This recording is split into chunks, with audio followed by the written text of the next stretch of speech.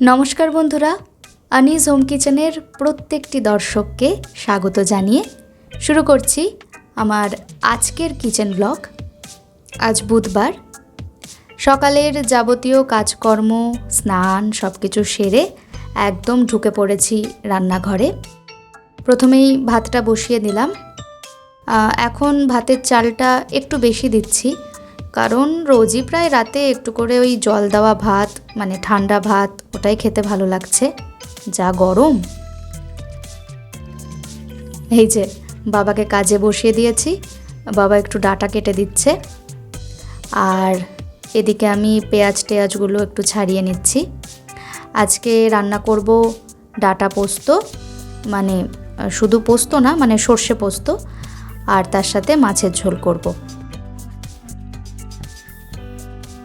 এই যে কাটাকুটি করতে করতে এদিকে আমার ভাতটাও রেডি, ভাতের ফ্যানটাও ঝরিয়ে নিয়েছি, আর মাছে এবার নুন হলুদ সব মাখিয়ে নেব। এটা রুই মাছ।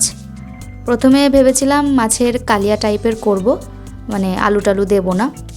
তারপর বাবা বলল না, মাছের ঝোলই কর, যেহেতু আজকে তরকারি বা সেরকম কিছু হচ্ছে না। তাই মাছে নুন হলুদ মাখিয়ে নিয়ে এটাকে কিছুক্ষণ রেস্টে রেখে তারপর একদম গরম সর্ষের তেলে একটা একটা করে সবকটা ছেড়ে দিচ্ছি। মাছটা এদিকে আমার ভাজা হতে থাকুক, আর আমি পাশের বার্নারটাই ডাঁটাটা বসিয়ে দেব। আজকের ডাঁটাগুলো মানে যাকে বলে একেবারে বাঁশ ডাঁটা, আমার একদম ভালো লাগে না, মানে এত মোটা মোটা ডাঁটা চেবাতে আমার ভালো লাগে না। আর এই ডাঁটাগুলো আসলে কেনা নয়, বাবার এক ছাত্রীর বাড়ির গাছের ডাঁটা, প্রত্যেকবারই দেয়, মানে কচি অবস্থাতেও দিয়েছিল, সেগুলোও খেয়েছি, আবার এরকম যখন বাঁশ বাঁশ টাইপ হয়ে যায় তখনও দেয়, আবার তখনও খাই। আগেরবার বাবা ওই ডাঁটার আচার তৈরি করেছিল, বেশ ওটাও ভালো লাগে খেতে। আর এবার ডাঁটাটা একটু শুকিয়েও গেছে, কারণ এটা আনা হয়েছিল পরশুদিন, আর কালকে কিছুটা করে ফেললে ভালো হতো, কিন্তু কালকে আবার দুপুরে আমাদের একটা নেমন্তন্ন ছিল, তাই কালকে করাও হয়নি। আজকে করতে গিয়ে তখন দেখছি ডাঁটাটার এই অবস্থা। সর্ষের তেলে একটু কালো জিরে আর শুকনো লঙ্কা দিয়ে তারপর ডাঁটাগুলো ভালোভাবে নেড়ে চেড়ে 2 মিনিটের জন্য এটাকে একটু ঢাকা দিয়ে রাখছি, যাতে একটুখানি ডাঁটাগুলো নরম হয়ে যায়। আর তারপর একটু হলুদ গুঁড়ো আর স্বাদ অনুযায়ী লবণ দিয়ে একটু সামান্য জল অ্যাড করলাম। একদম নাড়াচাড়া করে এটাকে লো হিটে ঢাকা দিয়ে রেখে দেব।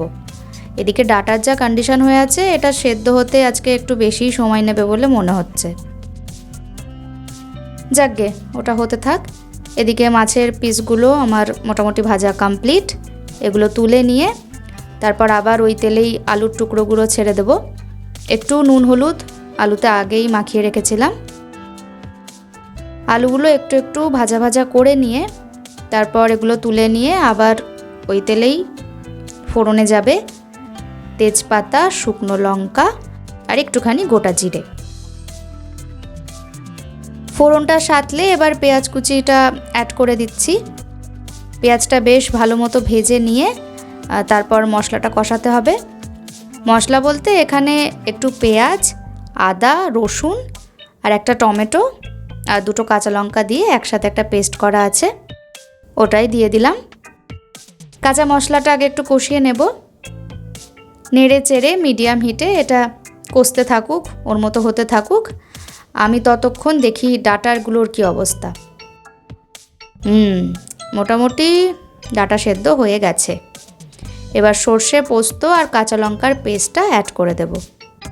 একটু শুকনো শুকনো গা মাখাই হবে, তাই খুব বেশি এতে আর জল টল দেবো না। আর মিনিট 2-3 নাড়াচাড়া করে নিলেই রান্নাটা রেডি। সামান্য একটু চিনি দিয়ে দিলাম। ডাঁটাটা যদি আর একটু ফ্রেশ থাকতো না, তাহলে খেতে একটুখানি ভালো লাগতো। যাকগে, এটা তৈরি হয়ে গেল।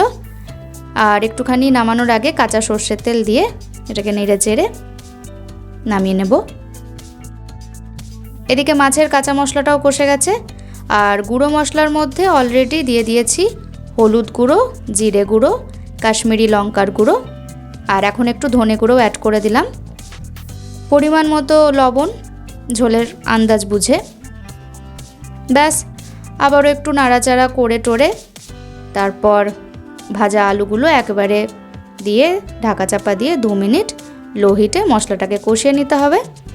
তারপর প্রয়োজন মতো জল অ্যাড করে দিলেই রেডি।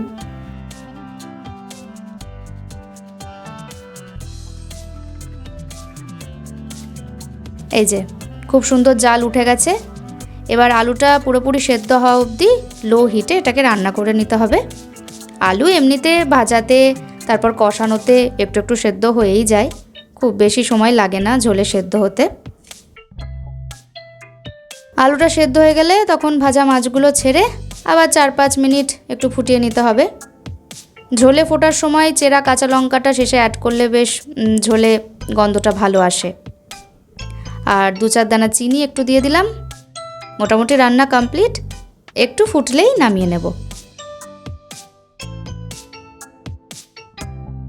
আর এই যে একদম নামানোর আগে একটুখানি গরম মশলা গুঁড়ো দিয়ে দিলাম।